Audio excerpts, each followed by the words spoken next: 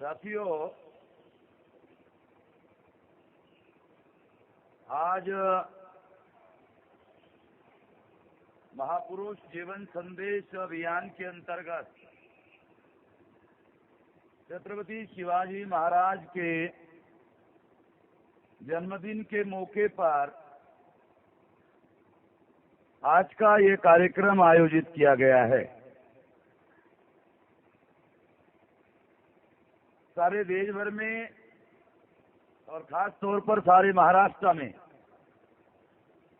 छत्रपति शिवाजी महाराज का जन्मदिन बहुत बड़े पैमाने पर मनाया जा रहा है।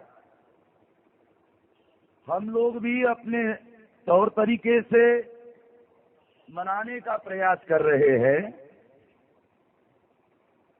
महापुरुषों का केवल जय जयकार करने के बजाय महापुरुषों की विचारधारा, महापुरुषों का जीवन संघर्ष, महापुरुषों का जीवन उद्देश्य, उसके बारे में लोगों को जानकारी नहीं है। वो जानकारी होनी चाहिए और लोगों को इसके बारे में जागृत करना चाहिए। इस बात को ध्यान में रखते हुए हमने केवल जय जयकार करने के बजाय इस तरह के परिसंवाद का कार्यक्रम आयोजित किया गया है। जब हमने ये कार्यक्रम आयोजित किया तो इस कार्यक्रम के लिए हम लोगों ने विषय भी बनाया कि छत्रपति शिवाजी महाराज के जीवन चरित्र से मूल्यवासी बहुजन समाज को क्या प्रेरणा लेनी चाहिए। दूसरा विषय हमारे साथियों ने लिखा कि ब्राह्मण, मराठी में ऐसा है, ब्राह्मण मनोनी कौन मुलायजा करायचा। ये छत्रपति शिवाजी महाराज ने ही ऐसा आदेश निकाला था और इस आदेश में जो उन्होंने लिखा है उसको हमने विषय बनाया। ये छत्रपति शिवाजी महाराज का ही आदेश है जिसको हमने विषय बनाया और चर्चा करने के लिए ये विषय बनाकर ये कार्यक्रम यहाँ आयोजित किया। छत्रपति शिवाजी महाराज के विचार को चर्चा करने के लिए विषय बनाया और इस बात को परमिशन लेने के लिए हमारे साथियों ने यहाँ के पिंपरी चिंचवड़ के पुलिस स्टेशन को अनुमति मांगी। अनुमति मांगने के बजाय उन्होंने ये स्टेज पर मुझे इधर लाकर लेकर दिया कि इस कार्यक्रम के लिए कोई अनुमति नहीं है। और शायद उन लोगों का ये सोच होगा कि ऐसा लेटर देने से ये लोग अपना कार्यक्रम रद्द कर देंगे। शायद उनके दिमाग में ऐसा सोच होगा, शायद उनके दिमाग में ये भी सोच होगा कि ऐसा लेटर देने से ये लोग डर जाएंगे। ऐसा भी शायद पुलिस वालों का सोच होगा और शायद उनको ये भी सोच होगा कि ऐसा धमकी देने से ये लोग डर जाएंगे। ऐसा भी शायद उन लोगों को सोच होगा। मैं पुलिस वालों को ये बताना चाहता हूँ कि छत्रपति शिवाजी महाराज की जयंती करने की वजह से अगर हम लोगों को जेल में भेजने का प्रयास पुलिस प्रशासन ने किया तो मैं सबसे पहले ये पुलिस वालों को बताना चाहता हूँ कि इसके लिए सबसे पहले मैं तैयार हूँ और मुझे पुलिस वाले अरेस्ट करके ले जाएं। मैं इसके लिए जेल में जाने के लिए तैयार हूँ। अगर वो जेल में लेके जाना चाहते हैं तो मैं इसके लिए सभी लोगों की तरफ से सबसे पहले मैं जेल में जाना चाहता हूँ। वैसे मैं बहुत दिन से जेल में जाने की तैयारी कर रहा हूँ। बहुत लोगों को शायद ये जानकारी नहीं है, मैं बहुत दिन से जेल में जाने की तैयारी कर रहा हूँ। मगर मैं ये सोच रहा हूँ कि अकेला जाने का कोई मतलब नहीं है, लाखों की संख्या में जाना चाहिए। इसके लिए मैं तैयारी कर रहा हूँ पिछले 10 साल से कि 10-20 लाख लोग एक साथ जेल में जाएं तो ठीक मजा आएगा थोड़ा जेल में। जेल वालों को भी पहले ही जेल में रखने के लिए जगह नहीं है, तो हम लोगों को जेल में रखने के लिए जगह कहां से होगी। फिर भी हम लोग जेल में जाने की तैयारी कर रहे हैं। पुलिस वाले जेल में भेजने का डर बताते हैं, हम लोग जेल में जाने की तैयारी कर रहे हैं। तो जो लोग जेल में जाने की तैयारी कर रहे हैं उनको जेल में भेजने का डर बताने का सोच पुलिस वालों को लगता है कि अभी उनको ये जो पुराना हथियार है ये अब चलने वाला नहीं है, इस हथियार से हम डरने वाले नहीं है। उन्होंने बड़ा अजीब किस्म का लेटर लिखा, कहा कि बाबा साहब आम्बेडकर के पुतले के पास शिवाजी महाराज की जयंती करने की परंपरा नहीं है। बड़ा अजीब किस्म का पुलिस इंस्पेक्टर है, बड़ी अजीब, तो अजीब किस्म का, उसको पता नहीं। ऐसा कहा जाता है कि राज्य की सिविल सर्विस परीक्षा होती है और ये पुलिस इंस्पेक्टर के लोग सिविल सर्विस की परीक्षा पास करते हैं। पता नहीं ये लोग परीक्षा पास किए हुए लोग हैं या नापास लोगों को ही पुलिस इंस्पेक्टर बनाए, समझ में नहीं आता। मेरे को तो समझ में नहीं आता ऐसे लोगों को, जिनको सिंपल बात भी समझ में नहीं आती। दूसरी महत्वपूर्ण बात मैं आप लोगों को बताना चाहता हूं, जो सबसे ज्यादा महत्वपूर्ण है। वो कहते हैं ये परंपरा नहीं है। अरे भाई, परंपरा तोड़ना ही तो फुले शाहू आम्बेडकरी परंपरा है। पता नहीं इन लोगों को ये समझ नहीं है कि फुले शाहू आम्बेडकर की जो परंपरा है वो तो परंपरा तोड़ना ही हमारी परंपरा है। महाराष्ट्र में रहकर पुलिस इंस्पेक्टर जैसे लोगों को ये परंपरा मालूम नहीं है। मुझे उनके अज्ञान पर गुस्सा करने के बजाय दया आती है, करुणा आती है। इसलिए मैं उनको जानकारी बढ़ाने के दृष्टि से कि ये अंधेरगर्दी उनके तरफ से नहीं होनी चाहिए, ये जानकारी उनको होनी चाहिए। वो कहते हैं कि इससे लॉ एंड ऑर्डर का प्रॉब्लम खड़ा होगा। इसका मतलब ये है, पुलिस वालों को मालूम है कि कौन लोग लॉ एंड ऑर्डर का प्रॉब्लम खड़ा करने वाले हैं। जब उनको मालूम है कि लॉ एंड ऑर्डर का प्रॉब्लम खड़ा होने वाला है, तो पुलिस वालों को मालूम है लॉ एंड ऑर्डर का प्रॉब्लम कौन खड़ा करने वाले हैं। अगर पुलिस वालों को मालूम है कि लॉ एंड ऑर्डर का प्रॉब्लम कौन खड़ा करने वाले हैं, तो कानून ये कहता है कि लॉ एंड ऑर्डर का प्रॉब्लम खड़ा करने वाले जो लोग हैं उनको पहले अरेस्ट करना चाहिए।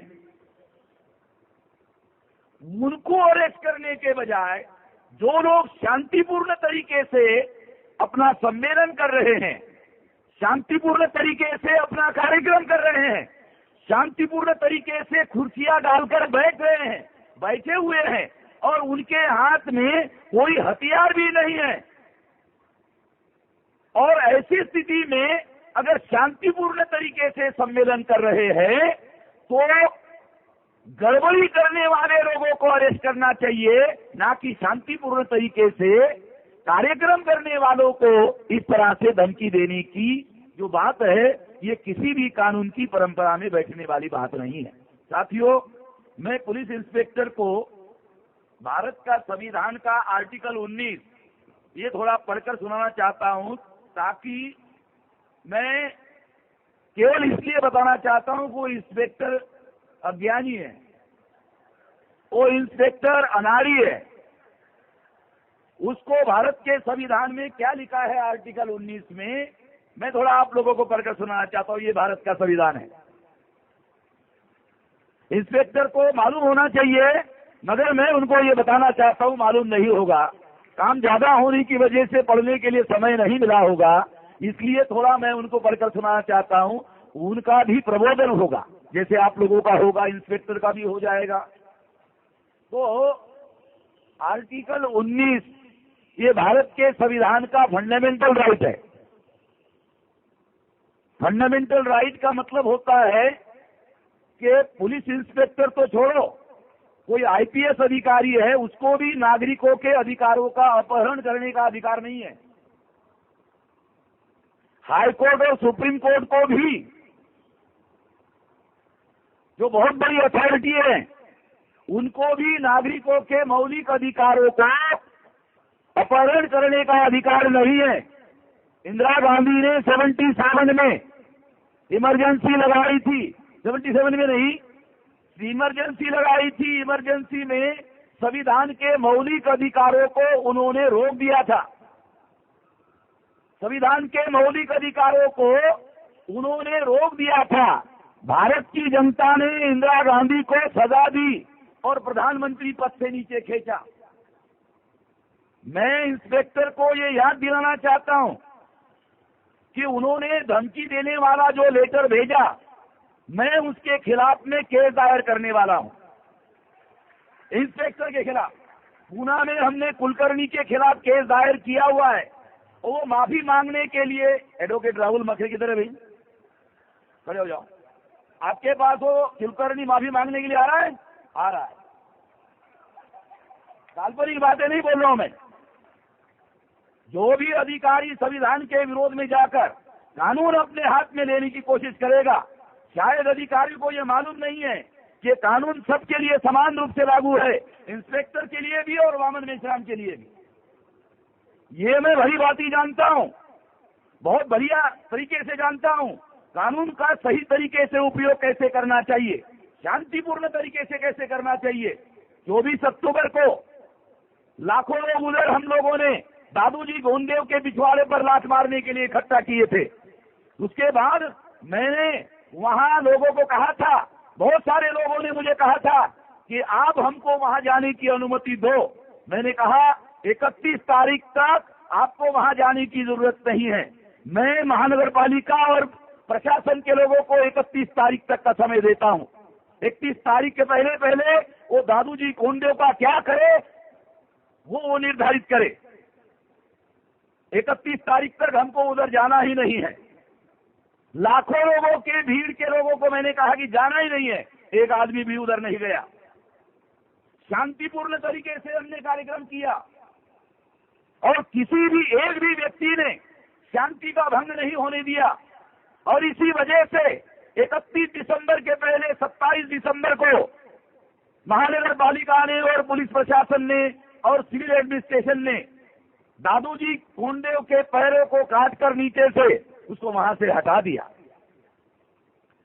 हमने ये शांतिपूर्ण तरीके से किया था। हमने कोई गलत कानून का विरोध में जाकर किसी किस्म का कोई काम नहीं किया। कानून के दायरे में रहकर हमने काम किया। हम जानते हैं कानून के दायरे में रहकर कार्य को कैसे अंजाम दिया जा सकता है। मैं बड़ी बात ही जानता हूं। लोगों की ताकत और लोगों की शक्ति इकट्ठा करके काम को कैसे अंजाम दिया जाए, कानून के दायरे में रहकर कैसे अंजाम दिया जाए। बाबा साहब अम्बेडकर के द्वारा जो संविधान में हमको अधिकार दिए हैं, उन अधिकारों का उपयोग करते हुए कैसे किया जाए, हम भली भांति जानते हैं।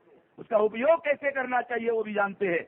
मैं आर्टिकल 19 जो फंडामेंटल राइट है, केवल राइट नहीं है, फंडामेंटल राइट है, और सुप्रीम कोर्ट भी जिसका अपहरण नहीं कर सकती इंस्पेक्टर की, मैं कोई औकात ही नहीं मानता हूं। मैं किसी तरह से उसकी कोई औकात नहीं मानता हूं। सुप्रीम कोर्ट भी भारत के नागरिकों के मौलिक अधिकारों का उल्लंघन नहीं कर सकती है। इंस्पेक्टर क्लास 3 फोर्स होती है, क्लास 3। बहुत लोगों को जानकारी नहीं है, इसलिए बता रहा हूं। हंसने की बात नहीं है, मैं कानून के दायरे की बात, उसके अंतर्गत ही बात बता रहा हूं। ये जो लिखा हुआ है संविधान में बाबा साहब अम्बेडकर ने आप सभी लोगों के हक और अधिकार के लिए क्या लिखा हुआ देखो। आर्टिकल 19 में फंडामेंटल राइट, और उसका टाइटल है स्वातंत्र्यता अधिकार। हम गुलाम तो है नहीं ना, हम गुलाम नहीं है, तो इसका टाइटल है स्वातंत्र्यता अधिकार। अगर पुलिस लोग हमको सभा सम्मेलन करने के लिए मनाही करते हैं तो पुलिस हमको गुलाम मान रहे हैं, इसका मतलब ये होता है। मगर ये अधिकार क्या लिखा हुआ है? लिखा है भाषण व अभिव्यक्ति याच्या स्वातंत्र्याचा अधिकार राहील प्रत्येक सर्व नागरिकास, सर्व irrespective of caste, creed, religion, post, inspector, IPS, सभी सर्व नागरिकास भाषण आणि अभिव्यक्ती याच्या स्वातंत्र्याचा शांततेने व विना शस्त्र एकत्र जमण्याचा, ये वही लिखा हुआ है, पिन पॉइंटेड लिखा हुआ है। आपको मालूम नहीं है, इंस्पेक्टर को भी मालूम नहीं है। भाषण व अभिव्यक्ती स्वातंत्र्याचा शांततेने व विना शस्त्र एकत्र जमण्याचा फंडामेंटल राइट है, और सुप्रीम कोर्ट भी उसका अपहरण नहीं कर सकती। इंदिरा गांधी ने ऐसा प्रयास किया था, भारत की जनता ने उसको खींचा था नीचे, याद होगा आप लोगों को। तीसरा है अभिसंघ या संगठन बनाने का और भारत के राज्य क्षेत्र में मुक्त रूप से संचार करने का, घूमने का, किसी भी तरह का व्यवसाय करने का। ये कई किस्म के आजादी के, स्वतंत्रता के अधिकार हैं। ये सारे अधिकार भारत के संविधान ने हम लोगों को दिए हैं। ये इंस्पेक्टर के बाप की नहीं जागीर। इंस्पेक्टर की तो एक और भी मैं मानता नहीं हूं, किसी भी इससे बड़े से बड़े अधिकारी का। मैंने सुप्रीम कोर्ट और हाई कोर्टों के विरोध में बेलगाम होती न्यायपालिका को लगाम कैसे लगाया जाए, सारे देश भर में अभियान चलाया और मैंने घोषित किया कि हाई कोर्ट और सुप्रीम कोर्ट अगर उनमें हिम्मत है तो वो मुझे अरेस्ट करके जेल में डाले, मैं जेल में जाने को तैयार हूं। साथियों, ये बात मैं इसलिए आप लोगों को बताने का प्रयास किया क्योंकि हमारे लोगों को भी, जैसे इंस्पेक्टर को मालूम नहीं है, हमारे लोगों को भी मालूम नहीं है। आप लोगों को मालूम इसलिए होना चाहिए क्योंकि अगली बार जब आप लोग पुलिस के पास परमिशन के लिए जाओगे तो सबसे पहले संविधान का आर्टिकल 19 पहले पैरे में लिखो। तरीका हमारे लोगों को मालूम नहीं है। अगर दूसरे लोग सभा सम्मेलन में गड़बड़ी करने की कोशिश कर रहे हैं, ऐसा अगर पुलिस वालों का कहना है, तो पुलिस वालों को कहना चाहिए फिर लॉ तोड़ने का काम कौन कर रहे? दूसरे कर रहे। तो तुम्हारा काम क्या है? शांतिपूर्ण तरीके से जो सम्मेलन कर रहे हैं, सभा कर रहे हैं, उनको अलाउ किया जाए और जो गड़बड़ कर रहे हैं उनको अरेस्ट करके जेल में डाला जाए। कानून तो ये कहता है। मगर उन्होंने हम लोगों को दबाने की कोशिश की। पिंपरी चिंचवड़ का पुलिस इंस्पेक्टर मुझे नहीं जानता है, मैं पागल आदमी हूं और मैं कई सालों से जेल में जाने की तैयारी कर रहा हूं। वो मुझे जानता नहीं पर्सनली, क्योंकि मेरा ऐसा मानना है कि जेल में जाने से आदमी महापुरुष हो जाता है। गांधी जी भी जेल में जाते जाते महापुरुष हो गए, महान हो गए। गांधी जी महान नहीं थे, वो जेल में जाते थे और बाहर आते थे, जेल में जाते थे, बाहर आते थे, बाहर आते ही वो पहले के मुकाबले में थोड़ा सा बड़े हुए होते थे, फिर दोबारा जाते थे और थोड़ा सा बड़ा हो जाते थे, तीसरी बार जाते थे फिर और बड़ा हो जाते थे। मैं भी इसी तरह से तैयारी कर रहा हूं। मैं भी जेल में जाना चाहता हूं क्योंकि मैं भी बड़ा बनना चाहता हूं। और पुलिस वाले अगर मुझे बड़ा बनाना चाहते हैं तो मैं उनका बहुत आभारी रहूंगा, मैं उनका बहुत धन्यवादी मानूंगा, धन्यवाद स्वीकार करूंगा। ऐसा वो कर ले तो मैं उनका बहुत आभार व्यक्त करना चाहूंगा। साथियों,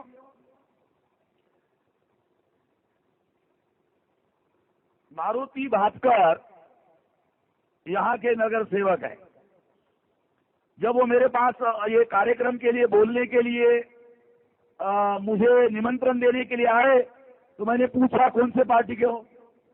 तो बोले मेरी कोई पार्टी नहीं है। तो मैंने कहा फिर विचार कर सकता हूं, क्योंकि किसी पार्टी के नगर सेवक के कार्यक्रम में या किसी के कार्यक्रम में मैं नहीं जाता हूं। पार्टी के लोग मेरे पास आते हैं, मैं किसी के पास नहीं जाता हूं। मारुति भास्कर अपक्ष नगर सेवक है, अकेला है।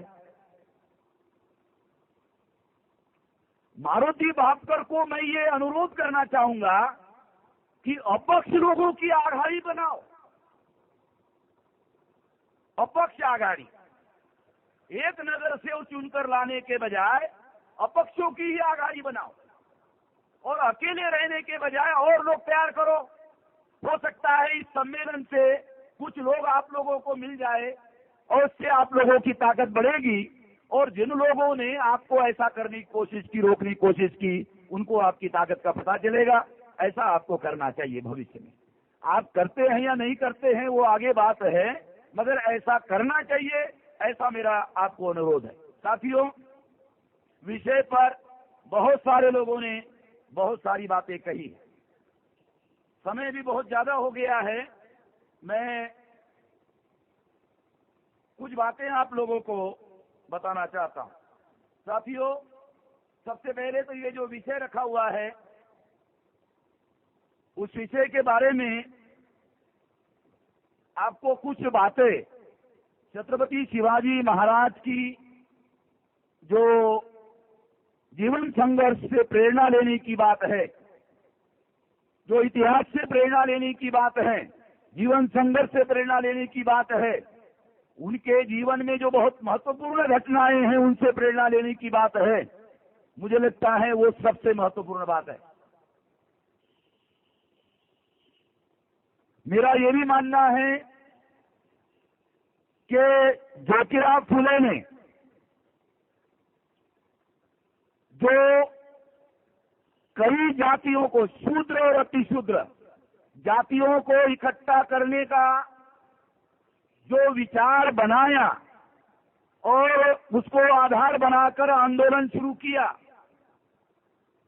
मैं ये मानता हूं कि यह प्रेरणा ज्योतिराव फुले ने छत्रपति शिवाजी महाराज से ग्रहण किया। यह बात भी मैं पहली बार ही इस विषय पर अपनी बात बता रहा हूं। ये मेरा अपना मानना है कि छत्रपति शिवाजी महाराज ने जिस तरह से महाराष्ट्र के Kunbi, Maratha, other backward classes के लोग, क्रिमिनल ट्राइब्स और महार, माथांग, ऐसे बहुत सारे जाति समूह के जो लोग हैं, वो सारे समूहों के लोगों को छत्रपति शिवाजी महाराज ने अपने फौज में भर्ती किया, योजना बनाकर भर्ती किया और उनकी फौज तैयार की। और फौज तैयार करने के बाद उन्होंने राज्य स्थापन किया, जिसे ब्राह्मण लोग हिंदवी स्वराज्य कहते हैं। मैं इसे नहीं मानता हूं। जिसे ब्राह्मण कहते हैं, हिंदवी स्वराज्य स्थापन किया। ये जो हिंदवी शब्द है, ये भ्रांति करने वाला, पैदा करने वाला शब्द है। ये शब्द कैसे बनता है, देखो मैं थोड़ा सा विश्लेषण करके आपको समझाने का प्रयास करूंगा।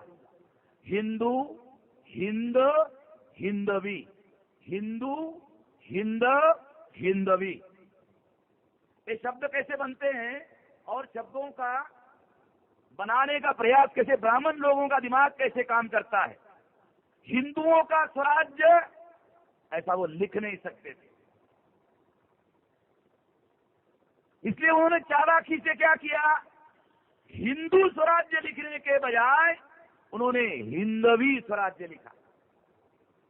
मगर ये जो हिंदवी स्वराज्य शब्द बनता है, वो बनता है हिंदू, हिंद और हिंदवी।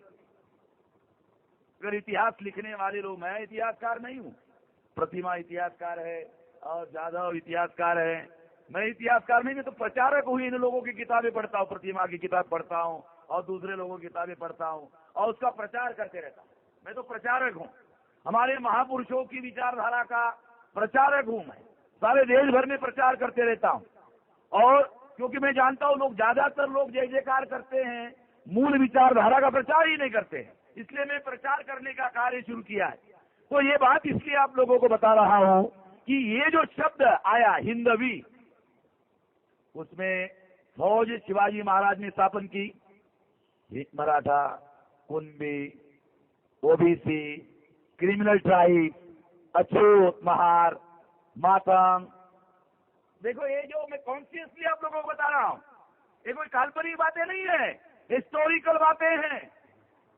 अगर उन्होंने ऐसे लोगों की फौज बनाई और इस फौज के आधार पर उन्होंने जो राज्य स्थापन किया वो राज्य छत्रपति शिवाजी महाराज खुद कहते हैं, उनकी अपनी भाषा में कहते हैं, ये रयतों राज्य है।